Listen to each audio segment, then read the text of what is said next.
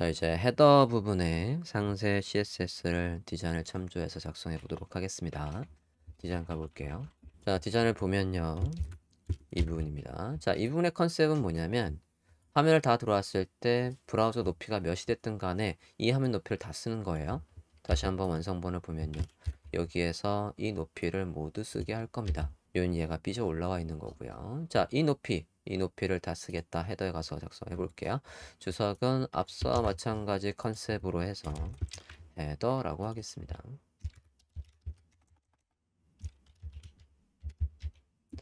자, 헤더 부분의 CSS를 작성해 볼게요. 자, 헤더 부분의 CSS에서 일단 헤더 높이를 저는 화면을 다 쓰게 할 거니까 뷰포트 높이를 이용해서 100VH 이렇게 하시면 높이를 다 쓰시겠고요. 배경은 앞서 저 배경이 이렇게 너비를 다 쓰면 늘어나야 되고요. 줄어들어도 절대로 여기 화면의 밑에를 안 채우면 안 돼요. 예를 들어서 여기에서 백그라운드 지정해 볼게요.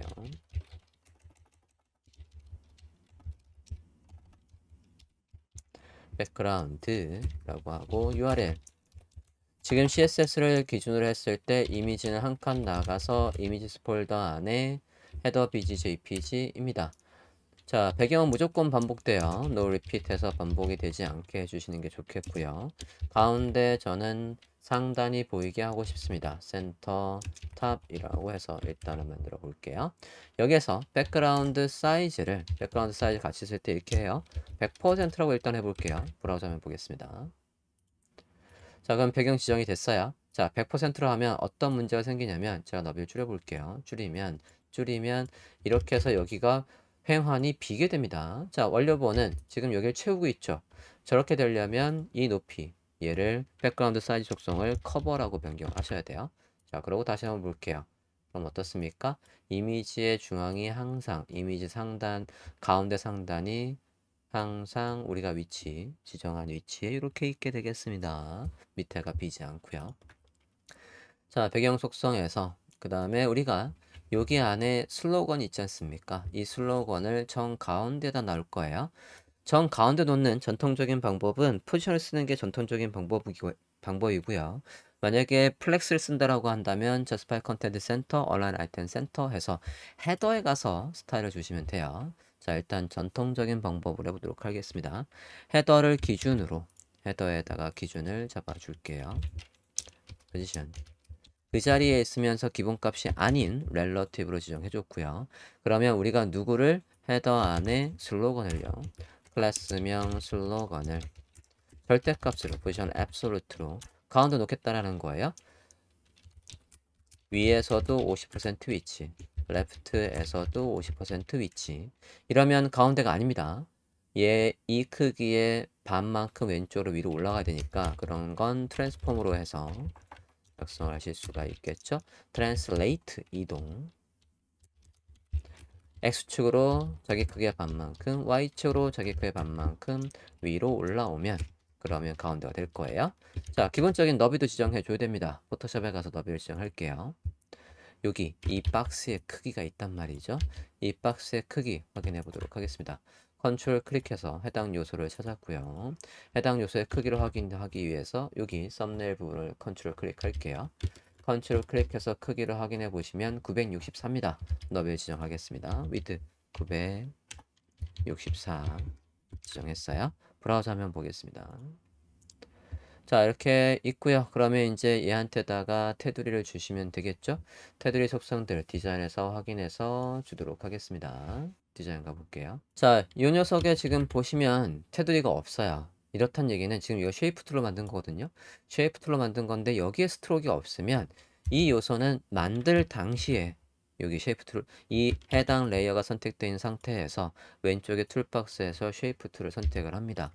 그러면 상단에 보시면 이렇게 두께가 설정되어 있는 걸 볼 수 있어요. 이 부분을 클릭합니다. 클릭해서 보시면 색깔, 여기 눌러서 색깔 확인하고 있고요. 색깔 확인했어요.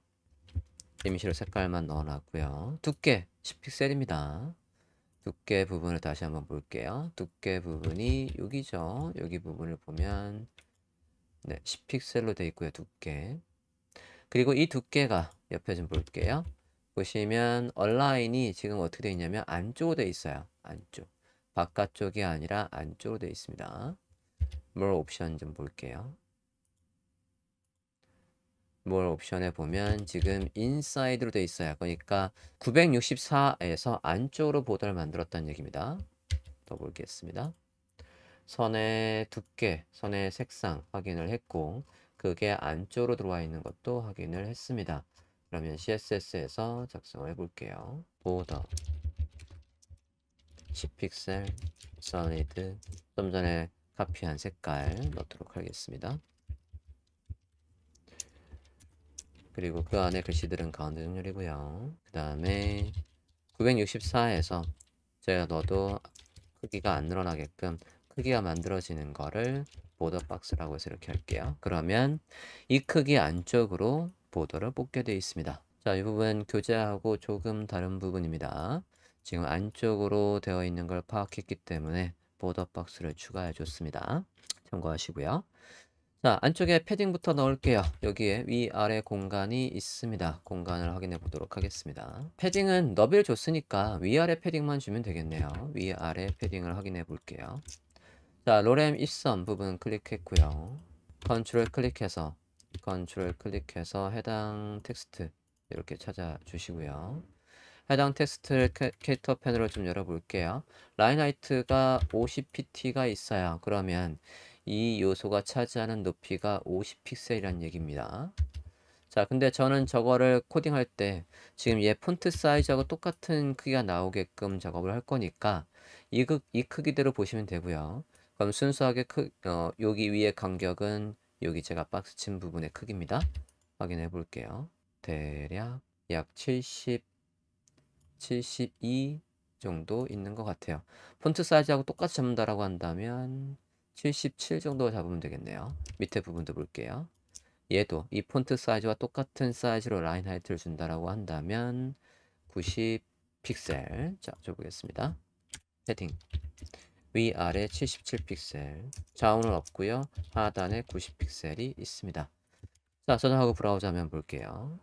자, 그러면 이렇게 테두리가 완성됐고요. 이제 이 안에 있는 글씨들의 스타일을 작성하시면 되겠습니다. 글씨들을 보시면요. 자, 일단은 로렘 입선부터 보겠습니다. 자, 로렘 입선을 보면 제가 코딩할 때 요 선 만드는 거 안 만들었거든요. 그럼 이것도 CSS로 구현하겠다는 얘기예요. CSS로 구현하겠다는 얘기는 HTML은 없지만 CSS로 요소를 만들 수 있는 방법은 before, after에다 공간을 만들고 선을 주는 방법뿐이 없습니다. 자, 그러면 로렘 입선의 기본적인 폰트 사이즈 그리고 흰색이고요. 그 다음에 대문자입니다. 그거 한 다음에 얘를 기준으로 애프터에다가 공간을 만들고 선을 만들겠다는 얘기예요. 자, 기본적인 폰트 사이즈 확인을 할게요. 폰트 사이즈 24픽셀입니다. 여기 부분을 보고 있고요. 24픽셀에 그리고 흰색입니다. 볼드예요. 넣어보도록 하겠습니다. HTML에서 H2죠? 슬러건 안에 H2입니다. 작성할게요. 슬러건 안에 H2 폰트 사이즈 24픽셀 컬러 흰색. 잠깐만요. 이 안에 있는 컬러는 다 흰색이에요. 그러면 색깔을 위에다 쓰시는 게 낫겠네요. 그리고 대문자입니다. 얘를 기준으로 할 거니까 포지션 렐러티브 잡아주시고요. 그리고 밑에 여기 자, 얘는 앱솔루트 가상으로 만들 거기 때문에 공간을 안 차지합니다. 그리고 이 요소와의 거리를 확인 좀 해볼게요. 이 거리요. 이 거리입니다. 글씨부터 글씨 사이에까지 이 거리를 확인해 보도록 하겠습니다. 마키트를 이용해서 거리를 확인해 볼게요. 약 96, 7 정도 있네요. 그러면 아래 마진 97 정도 잡을게요. 자, 저장하고 일단은 H2 화면에 나오는 걸 봅시다. 네, 이렇게 나오고 있고요. 자, 여기에다가 디자인 다시 한번 볼게요. 볼드였던 걸로 기억을 하는데요. 볼드까지 넣어줄게요. 볼드입니다. 볼드해서 넣어주고 자, 얘를 기준으로 해서 얘의 before 또는 after에다가 빈 공간을 만들고 이렇게 빈 공간을 만들고요. 여기에다가 이제 포지션 absolute 절대값으로 띄우고요. 선에 선의 크기 확인을 해보도록 하겠습니다. 요거죠. 컨트롤 클릭해서 해당 요소를 선택해 주시고요. 얘겠네요. 컨트롤 클릭해서 크기를 확인해 볼게요. 너비 91에 높이가 3이네요. 적어 보겠습니다. 여기 이 수치를 확인했습니다. width 91 픽셀, height 3픽셀. 그럼 백그라운드를 흰색으로 주시면 되겠죠. 흰색으로 해서 만들어주고, 얘가 기준 위치에서 아래쪽으로 얼마큼 떨어져 있는지 볼게요. 일단 가운데는 레프트 50을 해줘서 가운데로 맞춰주시고요. 그럼 자기 크기의 반만큼 왼쪽으로 가야 얘가 완벽하게 센터에 있겠죠. 트랜슬레이트 가로축으로 해서 일단은 맞춰줬고요. 이게 기준 위치가 지금 이 요소입니다. 얘가 기준이에요. 이 요소의 기준에서 탑값이 얼마큼 있는지 확인을 해 보겠습니다. 요 거리, 제가 지금 화살표로 한 거리를 확인해 볼게요. 31, 2 정도가 있습니다. 그죠?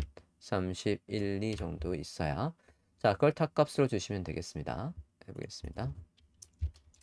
이 요소의 탑이 기준 위치에서 32픽셀 이렇게 떠져 있다 라고 했습니다. 자, 다시 브라우저면 볼게요. 네, 선이 이제 잘 만들어졌습니다. 자, 그러면 밑에 이제 트래블의 스타일을 적어보겠습니다. 디자인에 가서 폰트 사이즈 확인해 볼게요. 여기죠. 트래블입니다. 좀 줄일게요. 자, 트래블 부분을 보고 있습니다. 캐릭터 패널을 볼게요. 폰트 사이즈 180에 있고요. 그 다음에 폰트 사이즈와 똑같은 라인 하이트를 줄게요. 자, 라인 하이트는 사실 안 줘도 얘가 기본적으로 요 크기 오토로 잡히면 조금 크게 잡히니까 라인 하이트를 좀 잡을 건데요.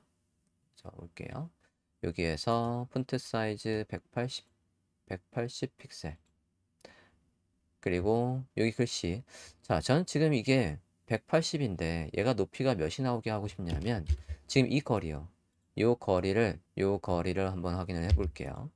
밑에 제목과의 거리를 저는 이만큼 곧대로 이만큼을 주고 싶어요. 56 정도가 잡히게 하고 싶습니다. 그러면 지금 이 크기를 라인 하이트를 몇을 주는 게 좋겠냐면 지금 126 정도를 잡는 게 좋겠어요. 폰트 사이즈는 180이었지만 얘의 높이, 요 라인 하이트를 이만큼을 주면 얘는 크기를 당연히 126만 차지를 할 겁니다. 그래서 거리를 확인하기가, 여기 이 다른 요소와의 거리를 확인하기가 쉽도록 할게요. 적어보겠습니다. H1이었죠? 슬러건 안에 H1입니다. 폰트 사이즈 180 픽셀인데 라인 하이트를 126을 잡고요. 그래서 마진 바텀을 56을 줄게요. 흰색은 앞서 슬로건 안에 있는 그 여기에다 썼어요. 교재에서는 여기 하단에 적었지만 저는 공통으로 여기 적었습니다. 참고해 주십시오. 저장하고 브라우저면 볼게요. 네, 이렇게 해서 됐고요. 이제 밑에 있는 패러그래프의 스타일은 확인하겠습니다. 타입 툴로 확인을 해볼게요. 자, 24픽셀이고요. 라인 하이트가 지금 50 나와 있는데 라인 하이트는 별도로 안 줘서 그냥 요 크기가 나오도록 하겠습니다.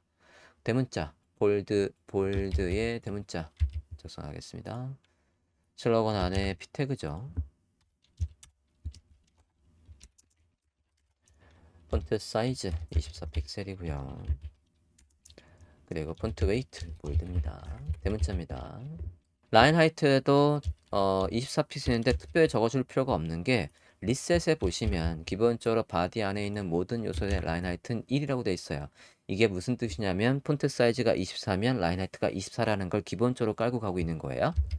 네, 그래서 별도로 쓰실 필요가 없습니다. 바뀌는 것만, 폰트 사이즈 대비해서 라인 하이트가 바뀔 부분에만 별도로 이런 식으로 써주시면 되겠습니다. 자, 저장하고 보시면 이렇게 해서 헤더 부분의 CSS는 완성이 됐습니다. 전체 화면을 봤을 때 100% 뷰로 보고 있어요.